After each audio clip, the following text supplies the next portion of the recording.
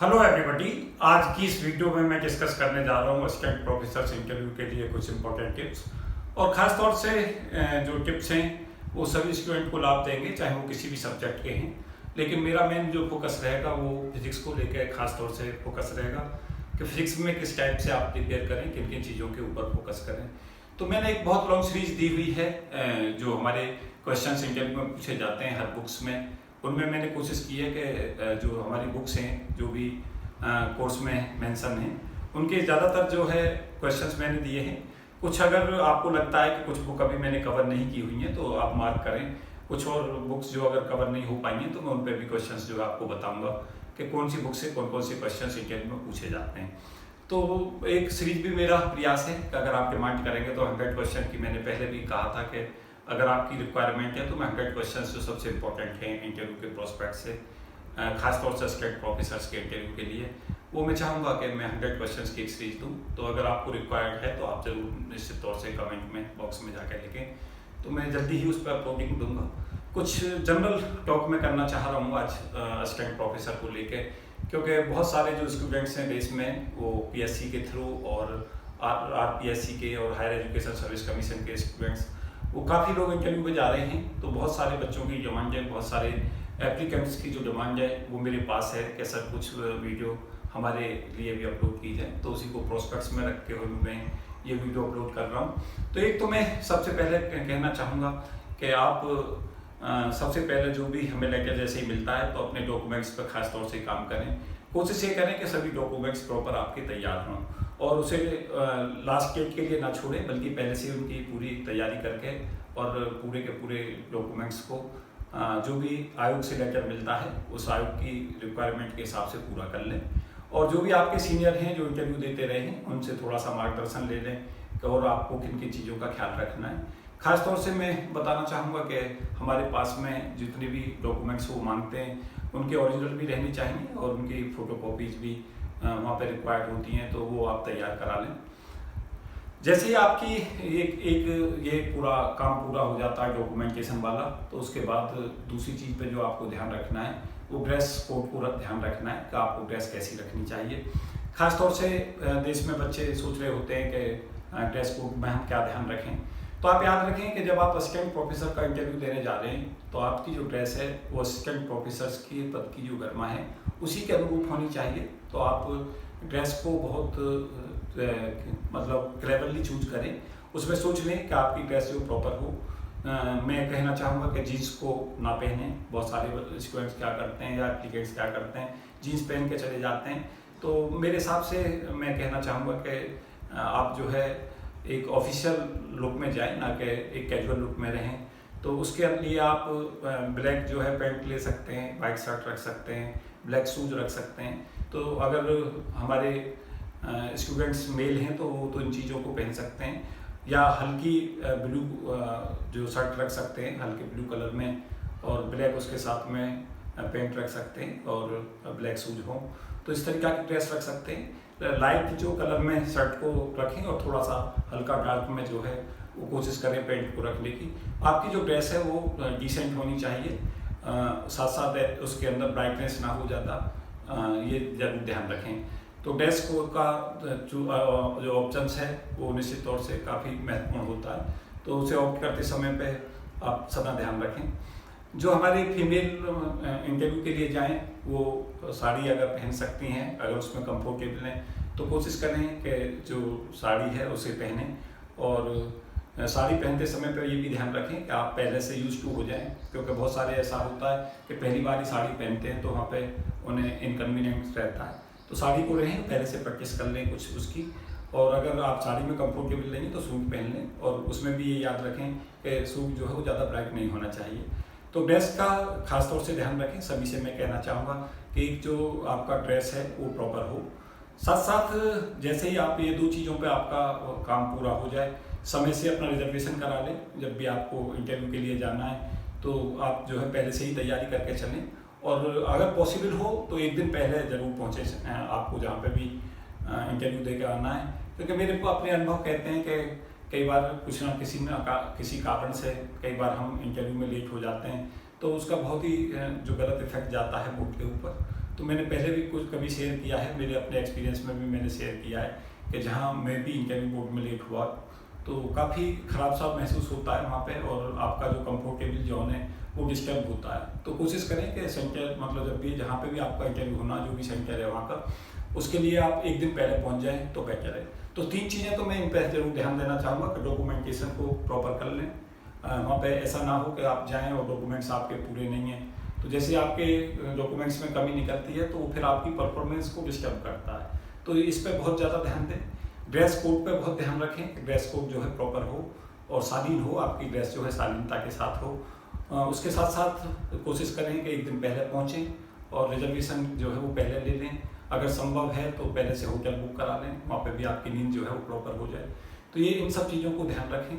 संभव हो तो सेंटर पे एक दिन पहले जाके जो एप्लीकेंट्स हैं जो पहले दिन आपसे इंटरव्यू दे रहे हैं उनसे भी आप जाके डिस्कस कर सकते हैं। आपको थोड़ा सा आइडिया लग जाता है किस तरीका के क्वेश्चन पूछ रहे हैं, तो आप इस स्ट्रेटजी को भी रख सकते हैं कि सेंटर पे जाके 1-2 घंटे उनसे जो है डिस्कस कर सकते हैं जो लोग इंटरव्यू दे के आ रहे हैं।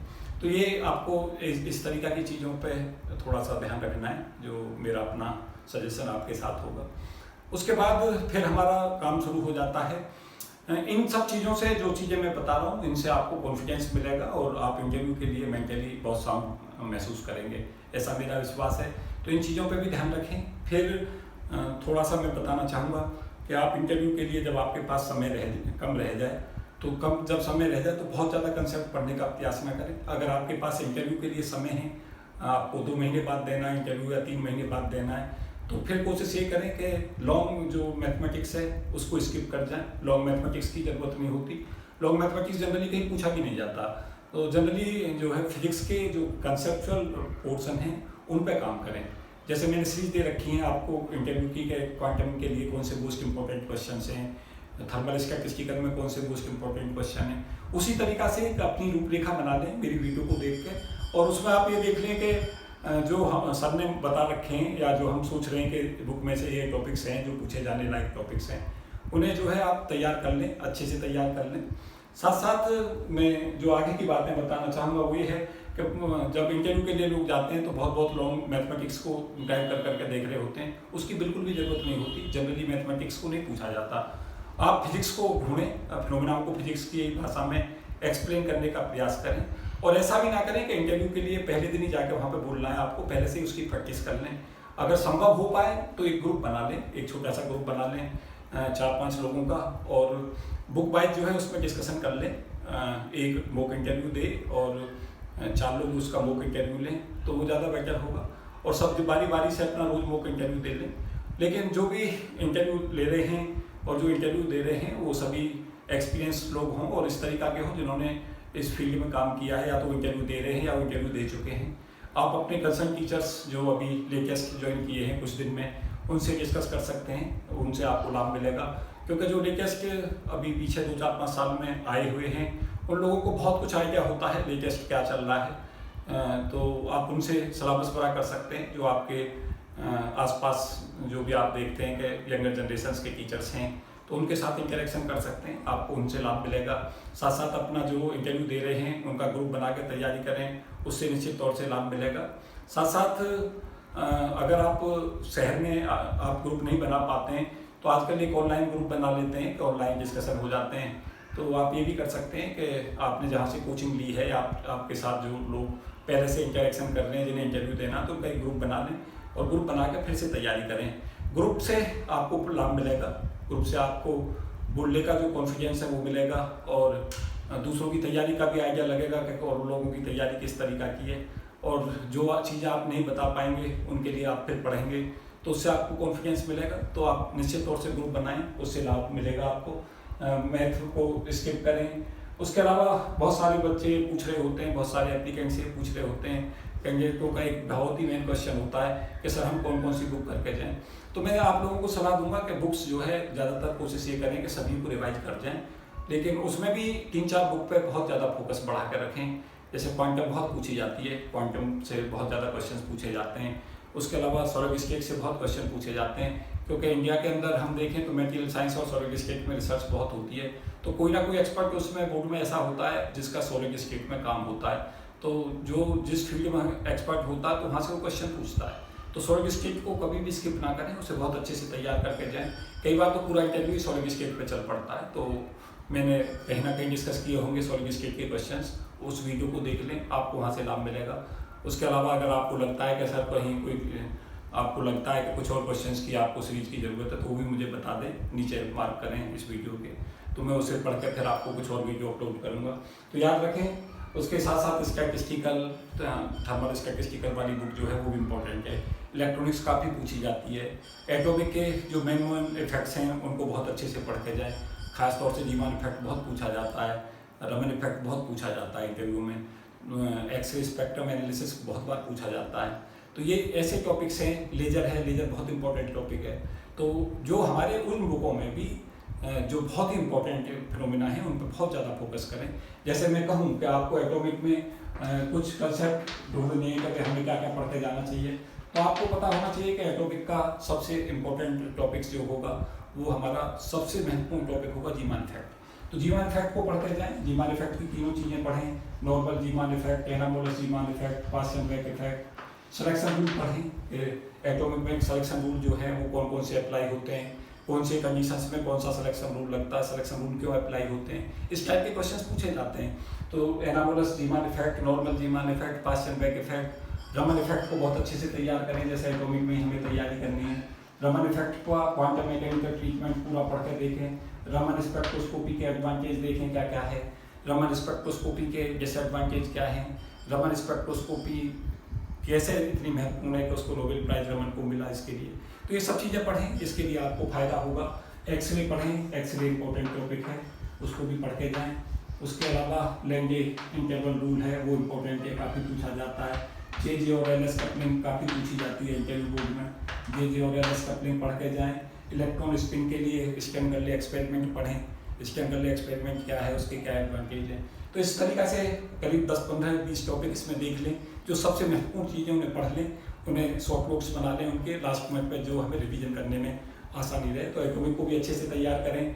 न्यूक्लियर फिजिक्स के मैंने कंसेप्चुअली वीडियो दे रखी हैं, वो उसके जो क्वेश्चंस मैंने डिस्कस किए हैं वो पूछें, क्योंकि हमें ये भी पता होना चाहिए कि सबसे ज़्यादा जो नोबेल लॉरेट्स की सीरीज है वो न्यूक्लियर फिजिक्स से आई है। तो न्यूक्लियर फिजिक्स पर बहुत नोबेल प्राइज विनर्स हैं, बहुत बड़े बड़े साइंटिस्ट हैं, तो उनके कंट्रीब्यूशंस क्या हैं, क्या क्या काम उन्होंने किए हैं, न्यूक्लियर फिजिक्स के एडवांटेज क्या हैं, न्यूक्लियर फिजिक्स में एक्सरे और जो हमारा न्यूक्लियर स्पेक्ट्रम है उनमें क्या अंतर होता है, एक्सरेज का फॉर्मेशन और गामा रेज के फॉर्मेशन में क्या अंतर होता है, इस टाइप के क्वेश्चंस बहुत पूछे जाते हैं कंसेप्चुअली। तो उस टाइप के क्वेश्चंस करके चलें। बुकों को सभी को कोशिश करें कि कंसेप्चुअली चीज़ें सब चीज़ों की पढ़ लें, लेकिन खास तौर से मैं जो कहूँगा वो कहूँगा कि सॉलिड को सबसे ज़्यादा प्रीफरेंस पे रखें। मैंने यहाँ लिखा भी है कि सॉलिड स्टेट आपकी की है सक्सेस की, क्योंकि कई बार तो पूरा का पूरा इंटरव्यू ही सॉलिड में चला जाता है। तो सॉलिड स्टेट को बहुत अच्छे से पढ़ें। क्वांटम स्टैटिस्टिकल, थर्मल, ये हमारी इंपॉर्टेंट बुक हैं। उसके साथ साथ एक हमारा इलेक्ट्रॉनिक्स का जो बेसिक कंसेप्ट है वो पूरा पढ़ के जाएँ, डिजिटल में पूरा पढ़ के जाएँ, लॉजिक गेट को सारा पढ़ें, जे मॉर्गन थ्योरम के एप्लीकेशन इन सबको पढ़ के जाएँ, और ख़ासतौर से ऑपरेशन एम्पलीफायर वाला जो पोर्शन है उसको बहुत अच्छे से करें। OPMP बहुत पूछा जाता है, तो OPMP के प्रैक्टिकल एप्लीकेशंस पर काफ़ी काम करके जाएँ, इससे आपको लाभ मिलेगा। उसके अलावा जो एक बहुत ही महत्वपूर्ण बात मैं कहना चाहूँगा वो ये है कि कम से कम हर बुक से एक एक टॉपिक, जैसे हम टॉपिक्स का चुनाव करके जाएँ। जनरली क्या होता है, जब भी इंटरव्यू आपका असिस्टेंट प्रोफेसर का होता है तो उनके पास एक बोर्ड होता है, तो एक्सपर्टों के पास बोर्ड होता तो बोर्ड पर भेजते हैं, और बोर्ड पे कोई ना कोई टॉपिक या तो जनरली वो आपकी चॉइस का ही दे देते हैं, कहते हैं कि आप कौन सा टॉपिक हमें पढ़ाएं, हम स्टूडेंट की तरह यहाँ बैठे हुए हैं, आप हमें स्टूडेंट की तरह ट्रीट करें, और जाके जैसे टीचर पढ़ाता है उस तरीक़ा से आप समझाएं। तो आपको उसके लिए तैयार होकर जाना है। तो टॉपिक्स चूज करें, सब जो हमारी जितनी भी बुक्स हैं कोशिश ये करें कि हर बुक से एक एक टॉपिक हो जाए, आपका बहुत अच्छे से तैयार। कुछ से 2-3 टॉपिक ले सकते हैं पढ़ाने के हिसाब से। मैं आगे ये भी डिस्कस करूँगा, अगर आप कहेंगे तो मैं बताऊँगा कि जिस समय पर आप रिसर्च मतलब जो भी आपका टॉपिक है उसका चुनाव करें तो आपको किस तरीक़ा से उसका चुनाव करना है। तो टॉपिक का पढ़ाने के लिए जो आपके पास जैसे वो पढ़ाने के लिए कहेंगे तो किन किन आधारों पर टॉपिक को डिसाइड करें और कौन से टॉपिक ज़्यादा इंपॉर्टेंट हो जाएंगे और जिन पर आप बहुत आसानी से क्वेश्चन देकर आप सिलेक्शन पा जाएंगे। तो आपको 4-5 टॉपिक तो बहुत ही अच्छे से तैयार कर लेने चाहिए। कोशिश ये करें, इन टॉपिकों में भी मैं थोड़ा सा हिंट दे रहा हूँ, ज़्यादा तो नहीं दूंगा इस वीडियो में, आगे और कुछ वीडियो दूंगा उनमें डिस्कस करूंगा। मॉडर्न फिजिक्स के टॉपिक ले सकते हैं आप, मॉडर्न फिजिक्स से आपको लाभ मिलेगा। मॉडर्न फिजिक्स सबकी जनरली जितने भी फिजिसिस्ट होते हैं उनकी मैक्सिमम चॉइस में होती है ये बुक, तो मॉडर्न फिजिक्स को आप प्रीफरेंस पे रख सकते हैं। मॉडर्न फिजिक्स में है लिखा भी है कि मॉडर्न फिजिक्स को फोकस पे लेकर जाएं, क्योंकि मैक्सिमम इंटरव्यू के जो चांसेस होते हैं वो मॉडर्न फिजिक्स पे चलने के होते हैं। अगर मुझसे पूछा जाए कि सबसे ज़्यादा कहाँ से क्वेश्चन पूछे जाएंगे इंटरव्यू में, तो ज़्यादातर, अब ये तो बहुत कुछ भाग्य पर निर्भर करता है कि किसी से पीछे बेसिक फंडामेंटल पूछ लिए गए, जैसे न्यूटोनियन मैकेनिक्स पूछ ली, लेकिन बहुत ज़्यादा जो क्वेश्चंस पूछे जाते हैं वो इस पर पूछे जाते हैं मॉडर्न फिजिक्स के। तो मॉडर्न फिजिक्स को बहुत ज़्यादा पढ़ें और उसमें खासतौर से ऑर्थर बीजर की जो बुक है उसे अच्छे से तैयार करके जाएँ। ए बीजर को पढ़ लें, ऑर्थर बीजर की बुक आती है TMS पब्लिकेशन की, इसको अच्छे से पढ़ लें कम से कम 2 से लेकर 3 बार। और इसके मैथमेटिक्स जो भी इसमें दे रखा है, बहुत लंबा मैथमेटिक्स नहीं दिया हुआ है, लेकिन जहाँ जहाँ दे रखा है उसे बहुत अच्छे से तैयार करके जाएँ, तो आपको यहाँ से कॉन्फिडेंस मिलेगा, आपको लाभ मिलेगा। तो ये जो तैयारी है उसे पार्ट्स में बांट के तैयारी करें। आप बुक वाइज प्रिपरेशंस को रखें कि आप एक बुक को पहले तैयार करें, उसमें जब आप कंफर्टेबल फील करें फिर दूसरी पे जाएं, तीसरी पे जाएं, लेकिन उनमें भी खास तौर से मॉडर्न फिजिक्स के जो कंसेप्ट हैं उनको बहुत अच्छे से तैयार करें, टॉपिक्स को चूज करें और कोशिश ये करें कि जो भी जिस भी टॉपिक को आप पढ़ाने के लिए वहाँ ऑप्ट करने जा रहे हैं, जनरली जो सबसे ज़्यादा संभावना रहती है वो इंटरव्यू बोर्ड की, वो बोर्ड पे भेजना होता है, जहाँ पे आपका तय होता है कि आपको कैसे मार्क्स इंटरव्यू में मिलने जा रहे हैं या आपका सिलेक्शन होगा या नहीं होगा। तो अगर इंटरव्यू फेयर चल रहा है, मैं क्योंकि मेरी पीछे की वीडियो में बहुत सारे बच्चों ने कमेंट किए हैं कि सर देश के अंदर जो है करप्शन है और जो असिस्टेंट प्रोफेसर है उनका सिलेक्शन फेयर नहीं है, तो मैं कहना चाहूँगा कि आप सदा ऑप्टिमिस्टिक रहें। अभी भी बहुत ईमानदारी से भी सिलेक्शन होते हैं, तो आप उनको कभी भी न सराहें जिन्होंने सफलता नेगेटिव तरीके से पाई है, बल्कि आप कोशिश करें कि आप पॉजिटिव तरीका से अपनी योग्यता के हिसाब से सिलेक्शन लें, क्योंकि जो योग्यता से सिलेक्शन पाए जाते हैं, जो भी लेते हैं, वो जीवन में चमकते हैं। और एक जो शिक्षक पद है उसकी जो गरिमा होती है, जो शिक्षक कंट्रीब्यूट करता है समाज को लिए, केवल वही लोग समाज के लिए बड़ा योगदान दे पाते हैं जिनका सिलेक्शन फेयर तरीके से होता है। तो आप फेयर के तरीके से ही प्रयास करें, फेयर ही रहें, और जीवन के अंदर फेयर होने के चलते आप जब भी जीवन में पहुँचेंगे आगे, तो रास्ते चाहे थोड़े मुश्किल होंगे, लेकिन कठिनाइयों के रास्ते के बाद भी आप जीवन में बहुत बुलंदियों तक पहुँचेंगे, ऐसा मेरा मानना है। तो आप इस चीज़ पे नकारात्मक सोच से बचें। मैं सदा ही कहता हूँ कि पॉजिटिविटी की है, जब भी आप इंटरव्यू में जाएं तो पॉजिटिव रहें, पॉजिटिविटी की है सक्सेस की। कभी भी नकारात्मक विचारों को अपने ऊपर हावी ना होने दें।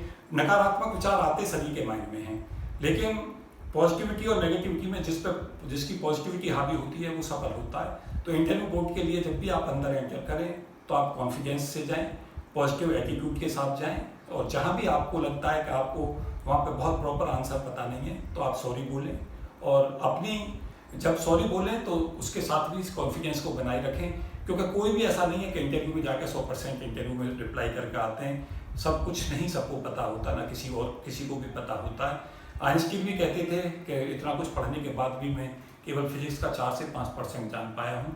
तो एक्सपर्ट पैनल भी जानते हैं कि जो भी हमारा एप्लीकेंट है, जो भी हमारे इंटरव्यू बोर्ड में बैठे हैं, ये सब कुछ नहीं जानते, लेकिन फिर भी आप अगर फंडामेंटल्स को अच्छे से बताते हैं, आप कॉन्फिडेंस के साथ अपना इंटरव्यू मुस्कुराते हुए फेस करते हैं, और अगर आपको नहीं आता है तभी भी सकारात्मक बने रहते हैं और अपना पेशेंस नहीं करते हैं, तो पेशेंस को लूज नहीं करते हैं, तो आप निश्चित तौर से इंटरव्यू में सफल होते हैं, और सफलता का पैमाना भी यही है। तो कुछ इम्पोर्टेंट चीज़ें इंटरव्यू के संबंधित मैं आगे भी अपलोड करूँगा। तो मुझे उम्मीद है कि जो ये वीडियो है ये आपको प्रेरणा देगी और ये आपको थोड़ा सकारात्मक करेगी इंटरव्यू के लिए, और आपको तैयार करेगी, मेंटली प्रिपेयर करेगी इंटरव्यू के लिए, इन आशा के साथ कि आप जीवन में सफल होने वाले हैं। मैं अपनी बात को विराम देता हूँ। Thank you and best wishes for all of you. जय हिंद।